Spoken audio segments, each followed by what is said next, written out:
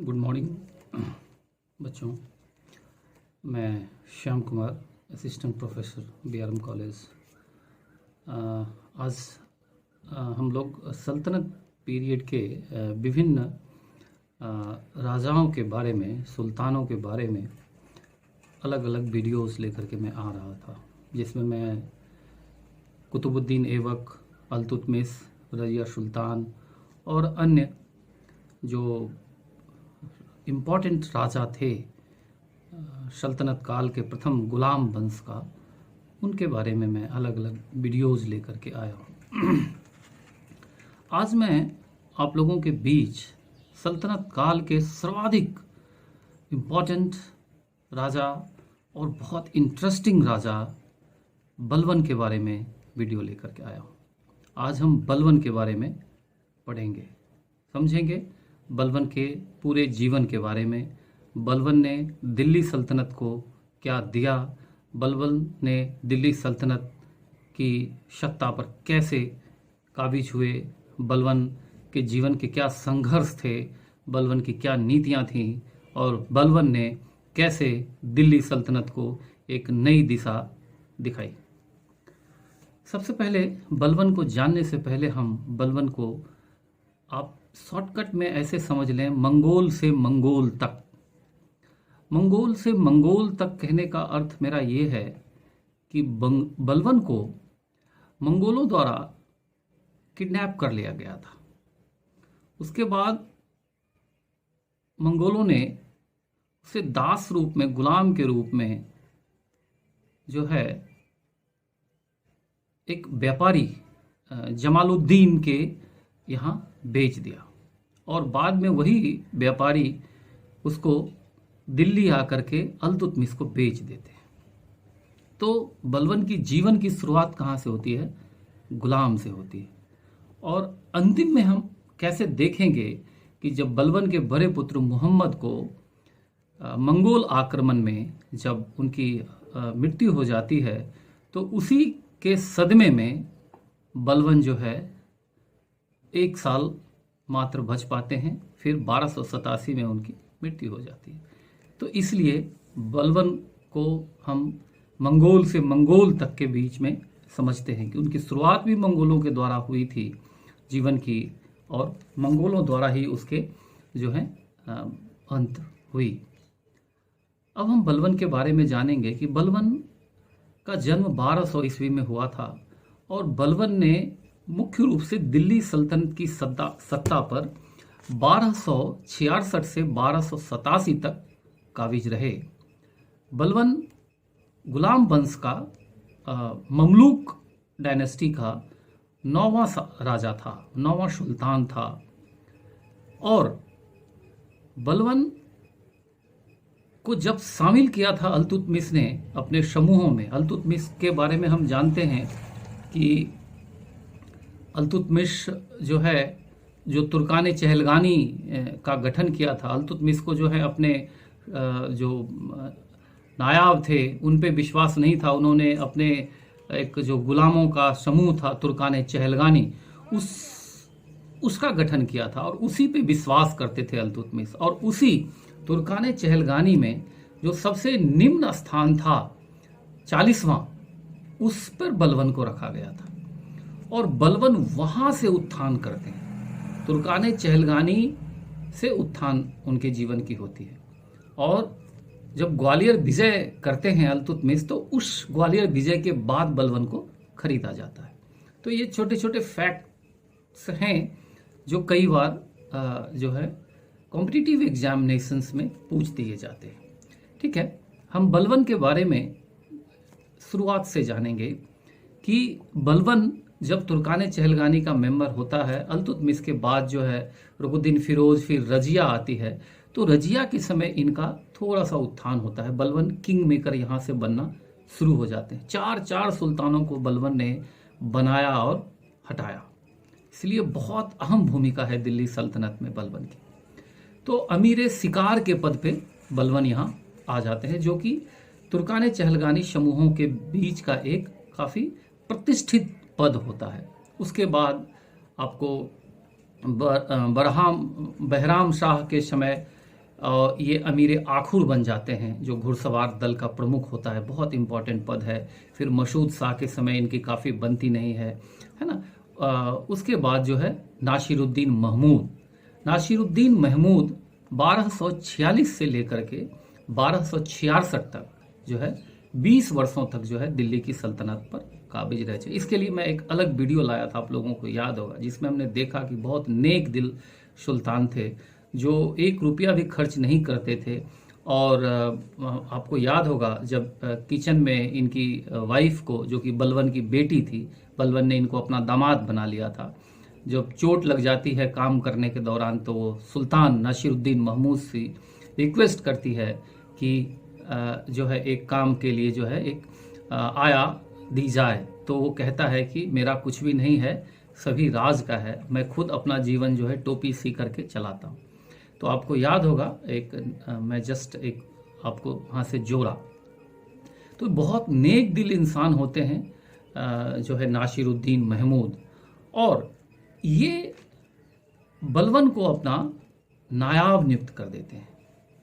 और नायब के पद आपको याद होगा कि जब कभी भी वजीर कमज़ोर होता था, सुल्तान कमज़ोर होता था, तो नायब जो है ये बिल्कुल सुल्तान की तरह व्यवहार करने लगता था।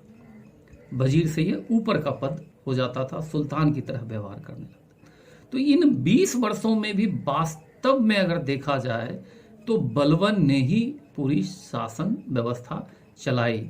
इन 20 वर्षों में भी बलबन ने ही पूरा जो है सल्तनत की नीतियां तय की। ठीक है, इस 20 वर्षों में बलबन ने ही सल्तनत की सारी नीतियां तय की। ठीक है, इनके बाद जब बलबन आते हैं तो बलबन मुख्य रूप से 5 अचीवमेंट्स, सत्ता हथियाने के बाद, सत्ता पे काबिज होने के बाद, हालांकि कुछ इतिहासकार जो है इब्न बतूता रहला में कहते हैं कि बलबन ने अपने दामाद की हत्या करके सत्ता काबिज की। कुछ इतिहासकार यह भी कहते हैं। जो भी हो, इतिहासकारों में यहाँ मतभेद है, कुछ उसकी जो है मृत्यु बताते हैं और कुछ बताते हैं इन्होंने हत्या की थी। बलबन जब सत्ता पर काबिज होते हैं तो बलबन की 5 नीतियां, स्पेशली 5 मूवमेंट्स आप माने, नीतियां तो मुख्य रूप से 3 ही थी उनकी। 5 मूवमेंट्स उन्होंने जो दिल्ली सल्तनत के में प्रतिष्ठित स्थापित करने के लिए किया, वो बड़ी इंपॉर्टेंट थी। पहली, बलबन की थ्योरी ऑफ किंगशिप, बलबन की जो राजत्व की सिद्धांत थी, और the restoration of sultan's prestige, सम्राट के प्रतिष्ठा को पदस्थापित कर देना, पुनर्स्थापित कर देना, ये बलबन की सबसे बड़ी उपलब्धि थी। आपको पता होगा अल्तुतमिश के बाद, रजिया के बाद जो ये 25 वर्षों का काल था, 1240 से लेकर के 66 तक का ये 26 वर्षों का जो समय था, सुल्तान बहुत कमजोर रहे दिल्ली में। और कमजोर सुल्तान होने की वजह से जो ये तुर्काने चहलगानी दल था, ये बहुत मजबूत हो गया था, और हर निर्णय में कुछ न कुछ, कहीं न कहीं ऐसी बाधाएं उत्पन्न कर देता था कि सुल्तान भयभीत तक हो जाते थे। तो इससे उबरने के लिए बलबन, चूंकि इसी तुर्काने चहलगानी का मेंबर था, इसी मेंबर से धीरे धीरे उठ करके वो सुल्तान के पद पर आया था। तो बलबन के जीवन की सबसे बड़ी चुनौती ये तुर्काने चहलगानी, ये 40 अमीरों का जो दल था, यही था। तो इसका भी सफाया किया इन्होंने। सुल्तान की प्रतिष्ठा स्थापित करनी क्यों जरूरी थी?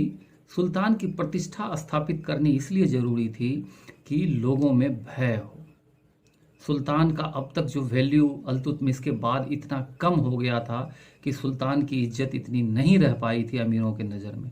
इसलिए आम जनता में, अमीरों में बलबन ने यह कहवाई कि सुल्तान जो है ईश्वर की प्रतिछाया है, सुल्तान बनना कोई मामूली बात नहीं है, सुल्तान चुना जाता है ईश्वर के द्वारा, और इसलिए सुल्तान में वो श्रेष्ठता के गुण होने चाहिए।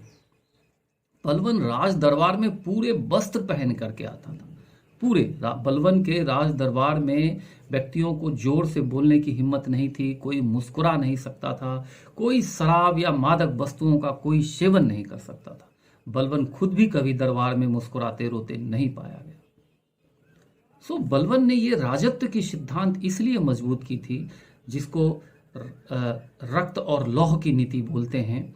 बलबन ने जो ये रक्त और लौह की नीति, बलबन हमेशा अपनी बड़ी लंबी चौड़ी तलवारों के साथ चलता था और तलवार हमेशा म्यान से बाहर ही रहती थी।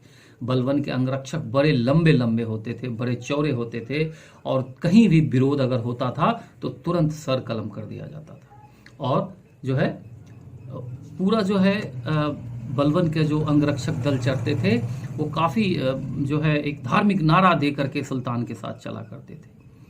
सो ये बलबन के भय जो जनता में काबिज किया। उसके अलावे सजदा और पावोश बलबन ने जो राज दरबार में लागू की। लोग बिल्कुल लेट के प्रणाम करते थे, सजदा करते थे और जो है पांव चूमते थे राजा का। ये सजदा और पावोश भी सुल्तान की प्रतिष्ठा को पदस्थापित करने के लिए, पुनर्स्थापित करने के लिए बलबन ने शुरू कराई। तो ये बलबन के जो थ्योरी ऑफ किंगशिप थी, रिस्टोरेशन ऑफ सुल्तान्स प्रेस्टीज था, उसके बाद डिस्ट्रक्शन ऑफ 40 ग्रुप्स था, है ना। उसके अलावे बलबन को और भी कई चैलेंजेस था। आप देखें कि पूरा मंगोल आक्रमण को वो कैसे कंट्रोल करता रहा। तो उसके लिए उन्होंने अपने आर्मी दल को भी मजबूत किया और अमीर आरिज को काफ़ी उन्होंने मजबूत किया और इमादुल मुल्क को उस पद पर पदस्थापित किया। उसके बाद बलबन ने एक बहुत सुदृढ़ एडमिनिस्ट्रेटिव सिस्टम और स्पाई सिस्टम, स्पेशली गुप्तचर व्यवस्था बलबन ने कायम किया। उसके बाद जो है जो भी रिवॉल्ट होते थे अमीरों के द्वारा, उसको बहुत कठोरता से बलबन दमन कर देते थे। कोई सर उठाने के लिए नहीं रहता था। बंगाल के आक्रमण को आप देखिए, तुगरिल खान ने जब स्वयं को ही राजा घोषित कर दिया, तो जो कि दिल्ली सल्तनत का प्रांत होता था, बलबन 2 अभियान भेजते हैं। जब दूसरे अभियान में भी शिकस्त मिल जाती है तो बलबन खुद जाते हैं, जबकि उनकी उम्र काफ़ी हो चुकी होती है। उसमें जा करके बलबन जो है, तुगरिल खान बलबन का नाम सुन करके भाग जाते हैं। आप सोचिए बलबन का भय, युद्ध करने तक नहीं आते हैं, नाम सुन के भाग जाते हैं। खदेर के जंगलों से पकड़ के लाया जाता है, सर कलम कर दिया जाता है। ये बलबन का भय था। तो बलबन सत्ता पे आने का ही मतलब ये बलबन का था कि जो सुल्तान की प्रतिष्ठा है उसको काबिज की जाए।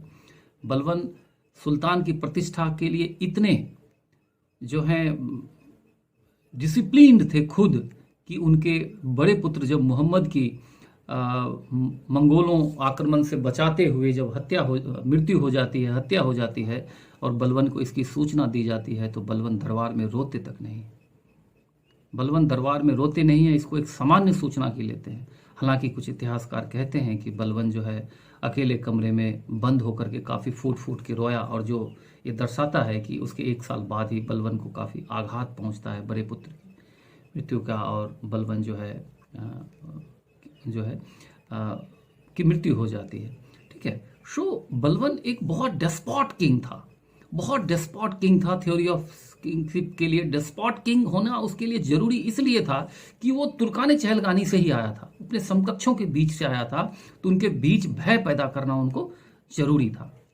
बलबन जो है खुद को अपने से शब्दों में श्रेष्ठ घोषित करने के लिए अफरासियाब का वंशज घोषित कर देता है, जो कि सबसे श्रेष्ठ उस समय माना जाता है। बलबन जो है फारसी परंपराओं का अनुपालन करता है। फारसी परंपरा के हिसाब से अपने पुत्रों का नाम जो है, पौत्रों का नाम भी उसी हिसाब से रखता है। कैखुसरो, कैकुबाद, ये सब फारसी नाम थे। उसके बाद ईरानी परंपरा नवरोज की शुरुआत करता है, बड़े धूमधाम से हर वर्ष मनाया जाता है। तो शाहनामा के रचयिता फिरदौस लिखते हैं कि बलबन अफरासियाब के वंशज खुद को वंशज घोषित किया। ठीक है। सो ये बलबन की जीवन की इम्पोर्टेंट चीज़ें हैं, और बलबन के लिए सबसे इम्पोर्टेंट ये है कि उसका जो राजत्व का सिद्धांत था बलबन का, वो सबसे इम्पोर्टेंट है। बलबन ने पूरे दिल्ली सल्तनत को राजा के जो पद की प्रतिष्ठा से जो है परिचित कराया कि राजा क्या होता है, और इतने कठिनाई से बलबन जीवन में ऊपर चढ़ा था, उस चीज़ को उसको फुलफिल करने के लिए डेस्पॉट होना पड़ा। नहीं तो अमीर उसको भी बाकी राजाओं की तरह कठपुतली बना करके रख देते। तो ये बलबन के जीवन की इम्पोर्टेंट घटनाएं हैं। दिल्ली सल्तनत के 9वें सुल्तान के गुलाम वंश के 9वें सुल्तान के रूप में रहते हैं। और बलबन की सबसे इम्पोर्टेंट वही आपकी रक्त और लौह की नीति है। एग्जाम में 2 प्रश्न बहुत समीप आते हैं, याद रखिएगा। एक लौह और रक्त की नीति, पहले लौह आएगी बाद में रक्त आएगी, वो अलाउद्दीन खिलजी का है। यहाँ पे रक्त पहले है, लौह बाद में है। रक्त और लौह की नीति ये बलबन का है। इसमें तो बहुत क्लोज है, इसलिए कंफ्यूज नहीं होना है हम लोगों को इसको जो है। तो इस प्रकार से हम बलबन, बाद में जब उसकी मृत्यु हो जाती है बलबन के पुत्र मोहम्मद की, जिसमें कि तैमूर खां का आक्रमण के द्वारा, तो उसके मृत्यु के 1 साल बाद ही बलबन जो है उस सदमा को सहन नहीं कर पाते हैं, मृत्यु हो जाती है। इसीलिए हम बलबन के जीवन को मंगोल से मंगोल तक के रूप में पढ़ते हैं। ठीक है, फिर अगले सुल्तान को वीडियो के साथ हम उपस्थित होंगे। ठीक है।